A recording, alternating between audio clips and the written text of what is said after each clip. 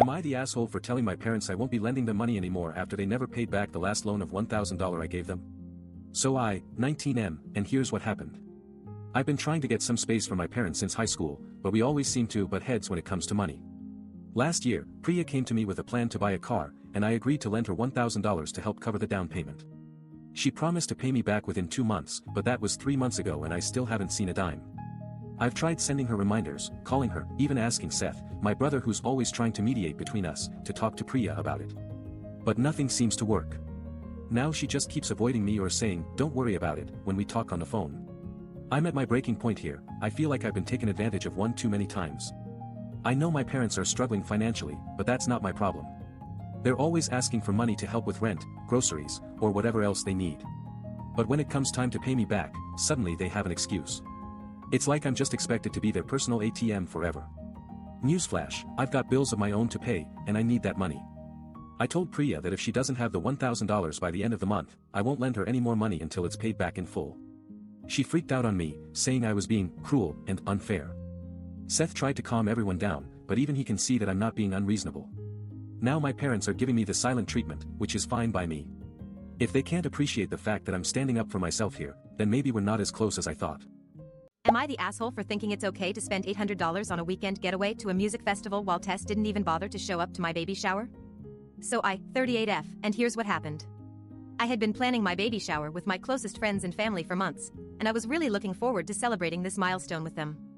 Tess is one of the people I'm most excited to share it with, but when I asked her if she could come, she said she was not feeling up to it due to some personal stuff.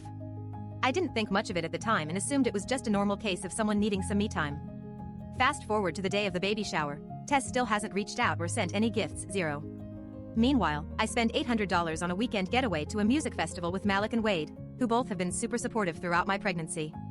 As I'm sitting at the baby shower, watching everyone else have fun and celebrate with me, I start thinking about how I could have easily spent that extra money on Tess instead.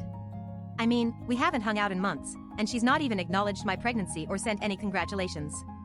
When Malik and Wade bring up the festival they went to last year and how expensive it was, I have to admit that a part of me is still feeling jealous that I could have spent my money on someone who actually showed up when it mattered most.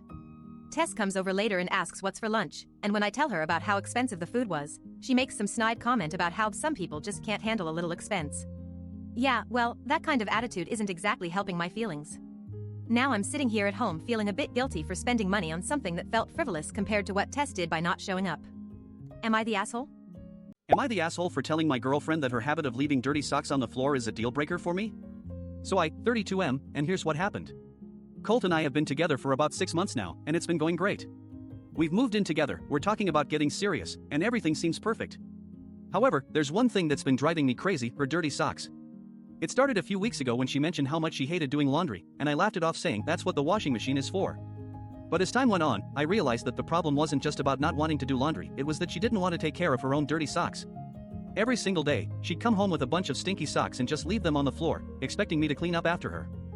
I've tried talking to her about it before, but she just said I was being too uptight and that it wasn't a big deal. But honestly, it's not just about the socks, it's about the fact that she doesn't seem to care about keeping our place clean or organized. It's like she thinks I'm the only one who has to do all the household chores.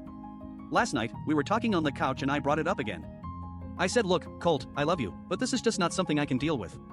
Every time I walk into our apartment, I see a sea of dirty socks and it's disgusting. She just laughed and said, oh, come on, it's not that bad. Then she dropped the bombshell. She said if I didn't like her for who she was, i.e. the slob, then she wasn't interested in staying with me. I felt taken aback, but also kind of validated.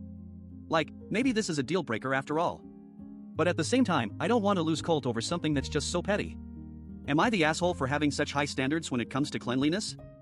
Am I the asshole for booking a solo trip instead of a group holiday that everyone was really looking forward to? So I booked a solo trip to Japan and here's what happened.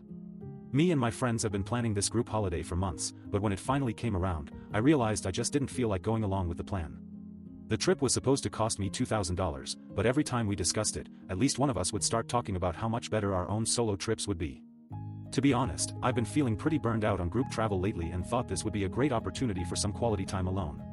Anyway, I told Colt the other day that I was going to do the trip solo, and he just got really upset with me. He said something like, "How could you do this to us? We were all so stoked about this trip." And then Quinn chimed in, saying, "You're basically ripping off our group dynamic for your own selfish reasons."